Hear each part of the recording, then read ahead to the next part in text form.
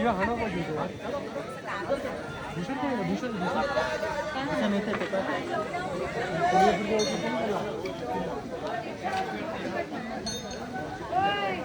तुम्ही हाणलाच का ना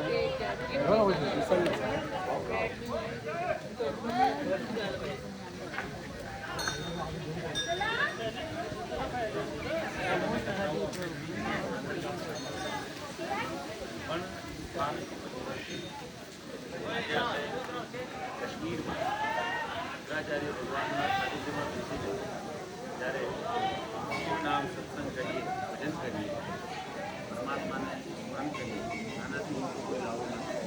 આવો કોઈ નામની ધૂન કરીએ થોડી. નમઃ શિવાય ઓમ નમઃ શિવાય હર હર ભોલે નમઃ શિવાય નમઃ શિવાય ઓમ નમઃ શિવાય હર હર ભોલે નમઃ શિવાય નમઃ શિવાય ઓમ નમઃ શિવાય હર હર ભોલે નમઃ શિવાય નમઃ શિવાય ઓમ નમઃ શિવાય હર હર ભોલે નમઃ શિવાય નમઃ શિવાય ઓમ નમઃ શિવાય હર હર ભોલે નમઃ શિવાય નમઃ શિવાય ઓમ ભોલે નમઃ શિવાય હર હર ભોલે નમઃ શિવાય નમઃ શિવાય ઓમ નમઃ શિવાય હર હર ભોલે નમઃ શિવાય નમઃ શિવાય ઓમ નમઃ શિવાય હર હર ભોલે નમઃ શિવાય નમઃ શિવાય ઓમ નમઃ શિવાય હર હર ભોલે નમઃ શિવાય નમઃ શિવાય ઓમ નમઃ શિવાય હર હર ભોલે નમઃ શિવાય બોલો શ્રી શંકર ભગવાન કી જય હો. તો શિવપુરાણ અંતર્ગત વિદ્યેશ્વર સંહિતા પ્રથમ સંહિતા મહાદેવજીના પરિચય સાથે આ અધ્યાય શરૂ થાય છે. વિશેષ એ પૂર્વ ત્યાં આગળ 7 અધ્યાય મહાત્મયના છે. શિવકથા શ્રવણનો મહિમા ત્યાં સમજાયો છે. व्यासजी કહે છે कि જ્યારે જ્યારે जब जब समय मिले तब तब सारे कार्य को छोड़कर त्याग कर परमात्मा के गुण श्रवण करने के लिए जीव को हमेशा सतर्क तत्पर और प्रयत्नशील रहना चाहिए. जब सत्संग का अवसर मिले उसे छोड़ना नहीं चाहिए. सत्संग अपने आप में ही एक श्रेष्ठ औषधि है, लेकिन उसमें भी मान लो स्थान का महिमा विशेष कहा गया, उसमें मान लो समय का महिमा विशेष कहा गया. तो ज्येष्ठ मास चल रहा है और बाबा अमरनाथ जी की दिव्य और अद्भुत यात्रा प्रारंभ होने जा रही है, और उसमें भी महादेव जी को अति प्रिय ऐसा प्रांत भारतवर्ष में कश्मीर और वहाँ पर आदि गुरु जगत गुरु शंकराचार्य भगवान जी के द्वारा स्थापित शिवालय श्री शंकराचार्य महादेव जी के चरणों में बैठकर श्री शंकराचार्य भगवान की तपस्थली में बैठकर परम पिता परमात्मा श्री देवादिदेव महादेव जी के गुण श्रवण करने का हमें और आपको अवसर प्राप्त हुआ है. ये हम सबकी सौभाग्य की बात है. ये परमात्मा की हम पर असीम कृपा है. एक बात छोटा सा एक विषय लेकर हम महात्मय प्रथम दिन होता है. 3 दिवसीय ये हमारा शिव कथा अनुष्ठान है. प्रथम दिन जो हमारा हो रहा है प्रारंभ ये शंकराचार्य महादेव जी के सानिध्य से. तो महात्मय के प्रसंग में बिंदुक और चंचुला की कथा है, जहाँ पर बिंदुक और चंचुला एक पति पत्नी ब्राह्मण दाम्पत्य है, पति पत्नी है, दंपति है.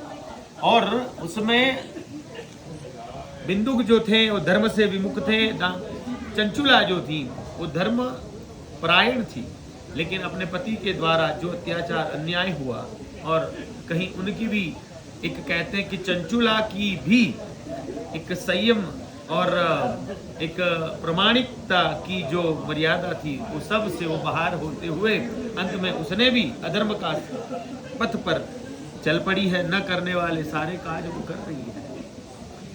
और बिंदु को पता चला, घटना सबको विदित है, कई बार हमने कथा प्रसंग सुनी है, लेकिन मैं यहाँ पर इस स्थान पर इसलिए ये गा रहा हूँ क्योंकि कई बार काफी ऐसे लोग, हम तीर्थ यात्रा में जाते हैं, यात्रा पर चलते हैं।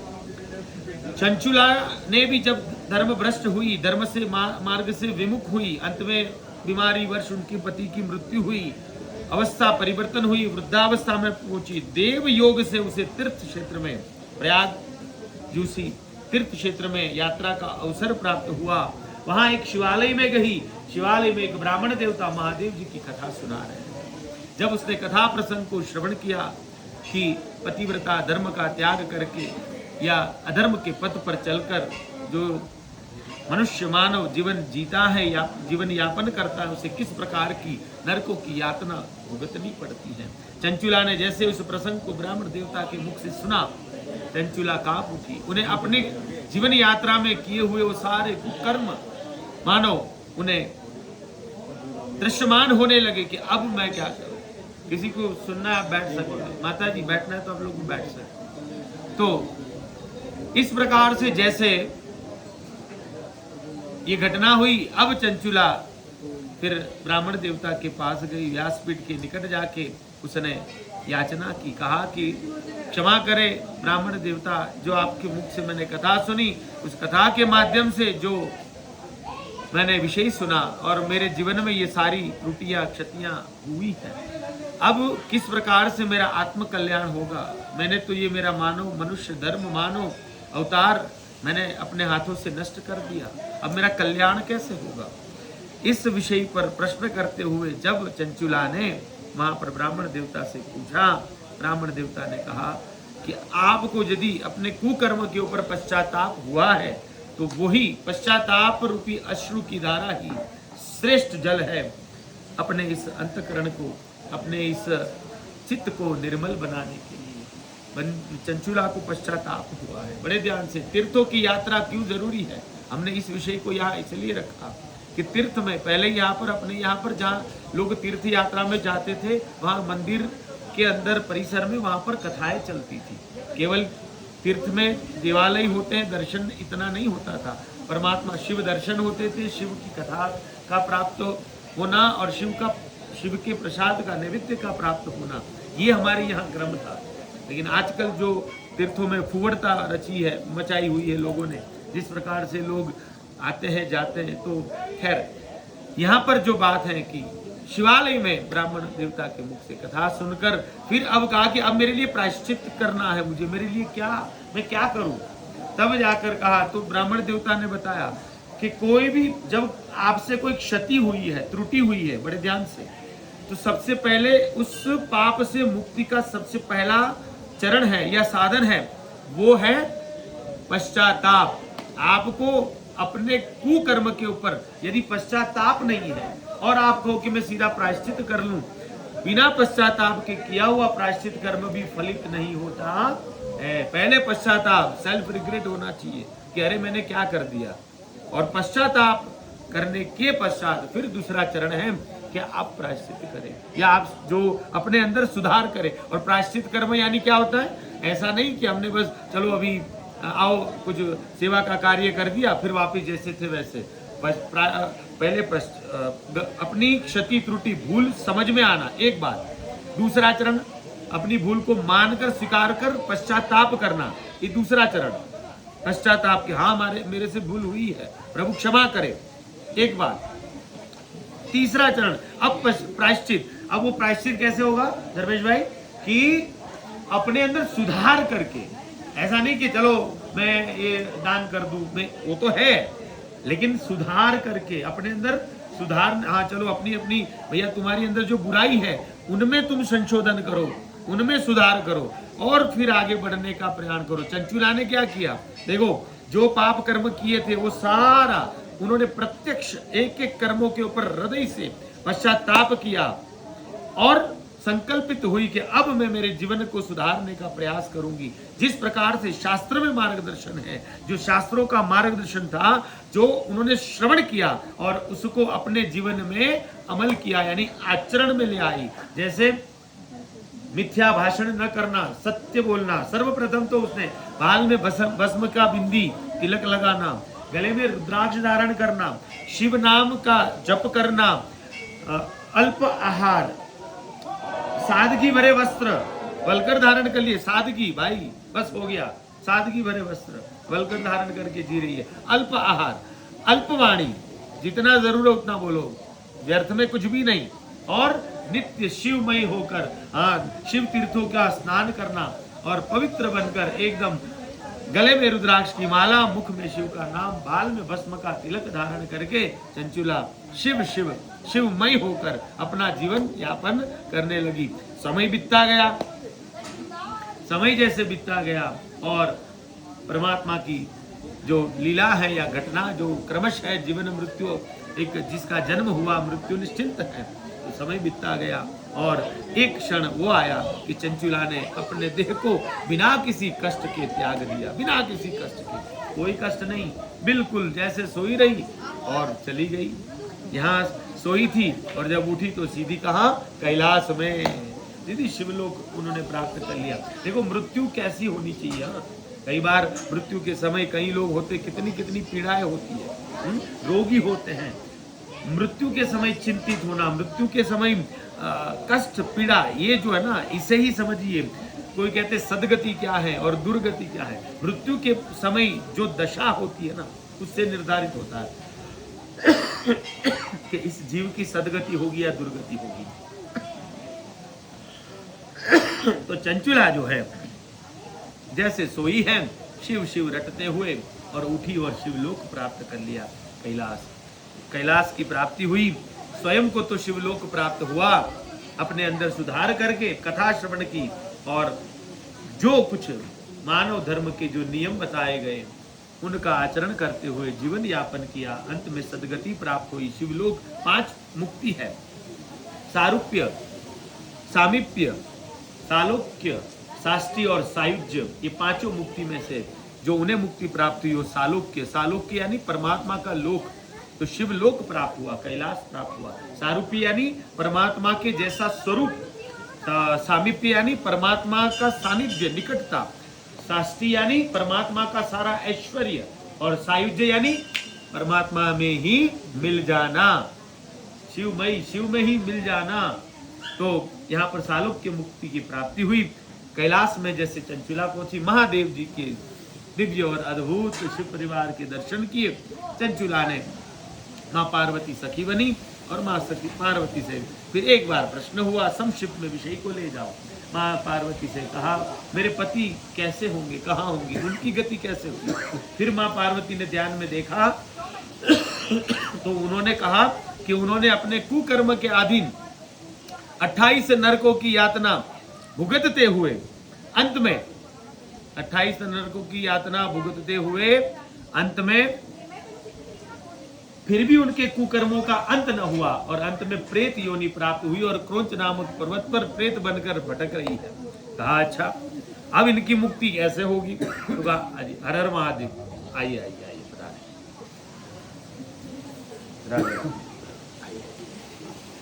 तो कहा कि अब वो क्रोंच पर्वत पर प्रेत बनकर भटक रहे हैं, अब इनकी मुक्ति कैसे होगी।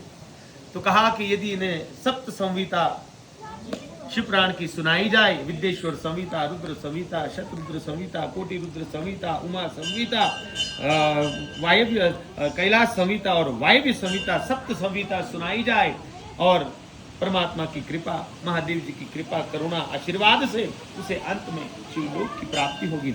यहाँ पर चंचुला ने हाथ जोड़े, माँ पार्वती से कहा कि हे माँ, हे जगत जननी जगदम्बा, सर्वेश्वरी परमेश्वरी, कृपा करो, दया करो, करुणा करो, कृपा करो प्रभु। माँ कुछ ऐसा करो कि मेरे पति की सदगति हो जाए। यहाँ पर माता ने अपनी करुणा वर्षा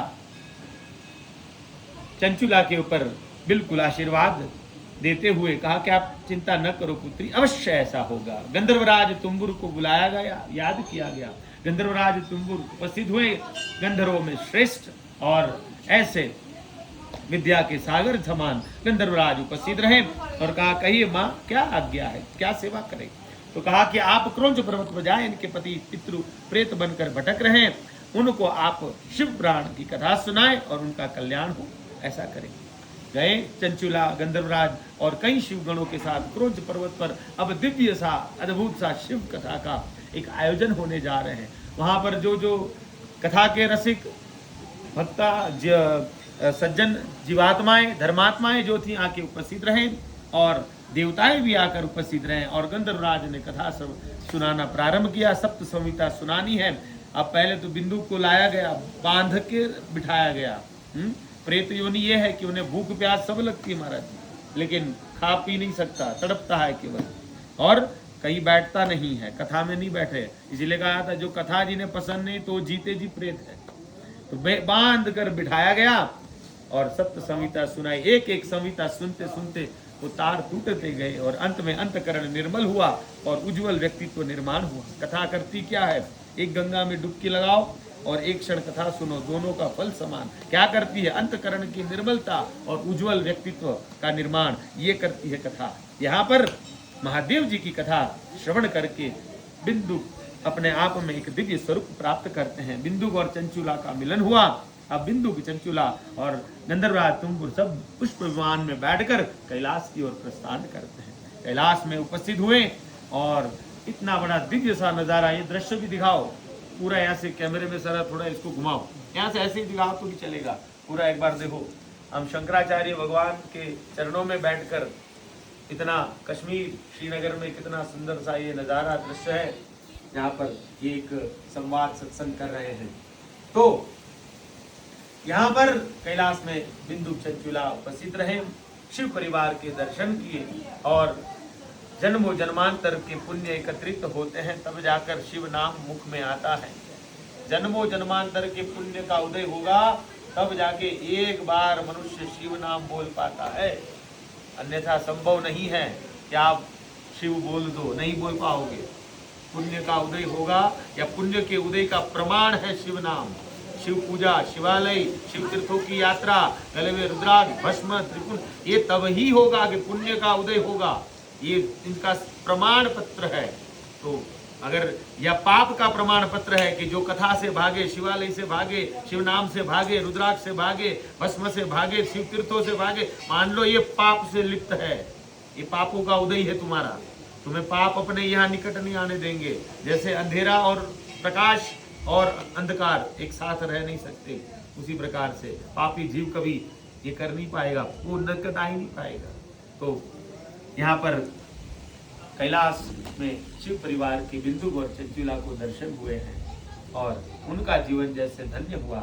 हमने और आपने आज शंकराचार्य महादेव जी के चरणों में बैठकर शिव स्वरूपा सदग्रंथ शिव महापुराण के सानिध्य में ये आज का एक प्रथम अध्याय हमने श्रवण किया महात्मय का, और शंकराचार्य भगवान के चरणों में आज के इस सत्संग रूपी पुष्प को हम परमात्मा के चरणों में अर्पण करते हैं। हे प्रभु दया करें, कृपा करें, सदा आपकी करुणा, आपके आशीर्वाद समग्र संसार पर बने रहें, ऐसी आप चरणों में प्रार्थना।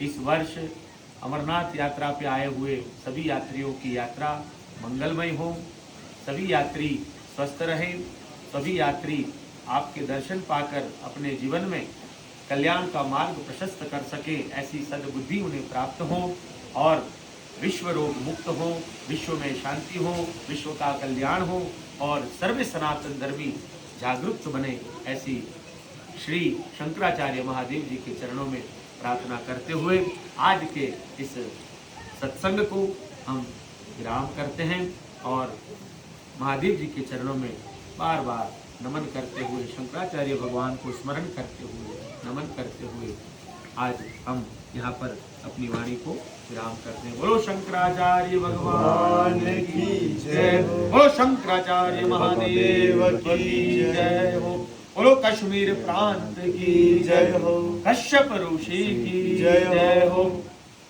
अमरनाथ महादेव की जय हो, बोलो शिव स्वरूपा सदग्रंथ श्री शिव महापुराण की जय हो। बोलो सर्वे शिव भक्तों की जय हो। हरि ओम नमः पार्वती पतये हर हर महादेव हर सीताराम राधे श्याम।